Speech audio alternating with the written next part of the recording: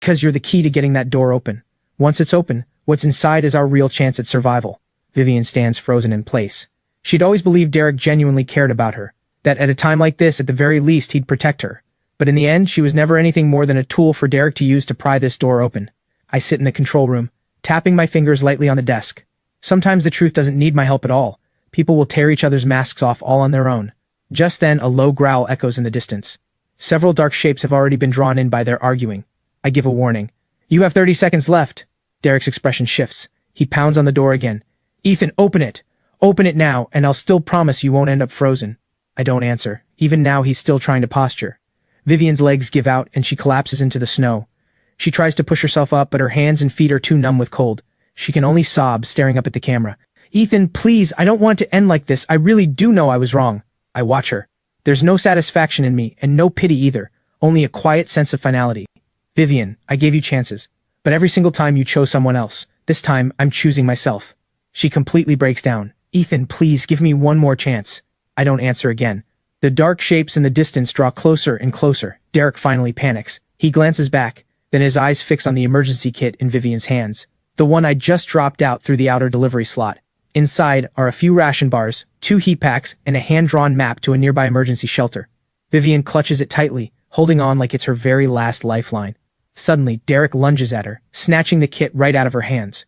Vivian freezes. Derek, what are you doing? Derek doesn't even look at her. He turns and runs.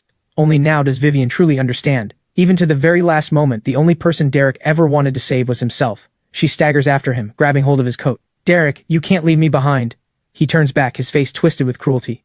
Get off me! He shakes her off violently. Vivian falls hard into the snow. The emergency kit clutched in her arms is torn away from her completely. She stares, stunned. Derek, that was given to me by Ethan! Derek doesn't even slow down. He bolts around the street corner, kit in hand. The ration bars, the heat packs, and the shelter map inside it were the only thing that might have kept them alive after leaving here. But he doesn't even spare Vivian a single backward glance. She lies face down in the snow, watching Derek's figure grow smaller and smaller in the distance. In that moment, something finally seems to click. Derek was never trying to save her. All he ever wanted was whatever could keep himself alive.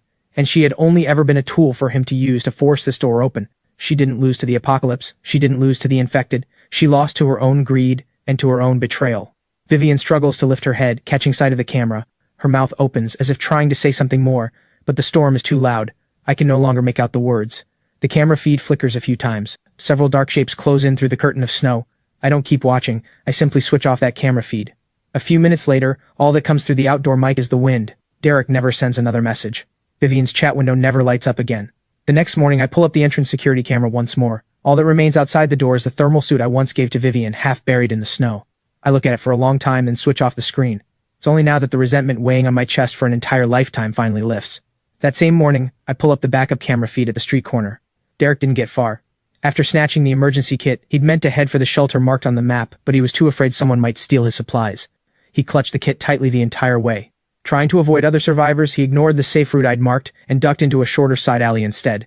The very alley that, in my past life, had been one of the most infected dense spots in the entire city. On camera, Derek barely takes a few steps in before several dark shapes deep in the alley slowly turn around. He seems to sense something's wrong and immediately stops, trying to turn back, but it's already too late. More and more infected close in from behind the storm and abandoned cars. Derek stumbles backward, clutching the kit, but dark shapes have already appeared at the alley's entrance too. His escape route is completely cut off. On the camera feed, he pounds desperately on a nearby rolling shutter, then turns and shouts something toward the underground mall. The distance is too great. I can't make out the words. The next instant, several dark shapes lunge at him all at once. Derek's figure vanishes beneath the infected in an instant. The storm quickly buries the mouth of the alley, swallowing whatever remained of his final struggle. From that point on, Derek never appears again. I switch off that camera feed. The control room falls quiet once more. Outside is the storm, the low growls of the infected, the sound of a world that has utterly collapsed. Meanwhile, here in my bunker, the heat runs steady, the lights burn bright. I walk to the kitchen and ladle myself a bowl of hot soup.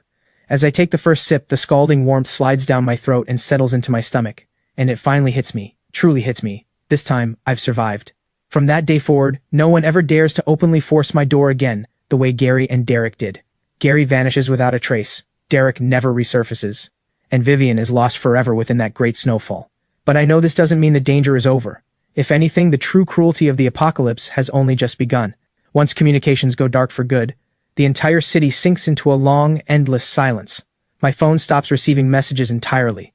The group chat freezes on its final cry for help, signal bars gone blank. For the first couple of days I still check my phone every now and then out of habit. Eventually, I just shut it away in a drawer. This world is no longer one you can stay connected to through a phone. The first great snowfall lasts a full 2 weeks. Through those 2 weeks the sky outside barely brightens at all. The line between day and night reduces to nothing more than a faint shift in gray on the monitor screens. Snow piles up across the streets, burying car roofs, sealing the lower exits of building after building, and burying countless figures who never made it out in time. At its coldest, the outdoor temperature drops past minus 80 degrees. At that kind of cold, an ordinary person simply cannot survive outdoors for long. After 2 weeks, the storm finally begins to ease, and the temperature climbs slowly back up from its lowest point to somewhere around minus 40 or 50. For an ordinary person, this is still a lethal cold, but it at least gives the few remaining survivors a chance at short-distance movement. And it's during those very days that I gradually piece together the pattern behind the spore infection in the snow. It's not the kind of thing that triggers instantly on contact. Brief exposure through clothing can still be treated in time. The real danger is meltwater from the snow, entering through a wound, the nose or mouth, or clinging to skin for a prolonged period. Once dark patches appear on the skin, it means the infection has already taken hold. Based on what I know from my past life, the longest incubation period is roughly 72 hours. So the very first ironclad rule I set for the bunker is that any newcomer must undergo a full 72-hour quarantine, not a minute less. A few times, I watched survivors emerge from residential buildings, wrapping their bodies in bed sheets, covering their shoes in plastic bags, carrying makeshift tools, trying to reach a supermarket across the street for food. But they've barely made it a short distance before dark shapes begin to stir in the snow around them. Those infected lie half buried in the snowdrift, perfectly still most of the time, as if frozen in place. But the moment they sense footsteps, vibration, body heat, or catch even the faintest sound, they lunge straight at whoever passes by. The camera feed is quickly swallowed by the storm. I don't keep watching. Some images are better left unseen too clearly. They only make it harder to sleep at night. At first, the infected act purely on instinct, chasing anything living. A few days later, they start growing sensitive to sound, vibration, and heat. By day 7, the first high-threat variants appear, their movement noticeably faster and stronger. One of them, drawn in by a heat source, makes its way to the vent near the mall's outer wall. When the external alarm sounds, I'm in the middle of inspecting the power room. The shrill alert cuts through the air, and for a moment my heart drops hard. It isn't fear. It's the memory from my past life, of that door being broken open, flooding back in an instant. I immediately switch to the vent camera feed. On screen, the infected is stationed right by the outer wall, pressed close against the metal safety grating. The next second, it slams into it. Bang!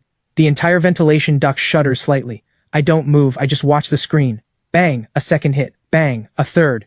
The grating doesn't warp. The filtration system shows no anomalies. The anti-backflow valve holds steady. Only then do I let out a slow breath. Fortunately, I'd already added a soundproofing layer to the ventilation system, along with a heat exchange unit and a disguised exhaust vent. The air actually released outside stays at a low temperature, and the sound is kept to a minimum. That infected was only drawn by an occasional leak of heat. It never found the real entrance. In my past life, I never had a single door that could truly hold anyone back. This time, I've built myself a bunker that can truly withstand the apocalypse. That infected lingers outside for a long while. Eventually it seems to lose interest and slowly wanders out of camera range. Over the following days, more and more infected are drawn in by heat sources and the low hum of machinery. Some ram against the door. Some linger near the outer defensive netting. Some wander around the entrance, making sounds sharp and grating, like someone dragging something jagged slowly back and forth across the door. I don't shut off the monitors, and I don't fully mute the sound either, because I have to get used to it, this indifference. It won't grow any quieter just because I'm afraid.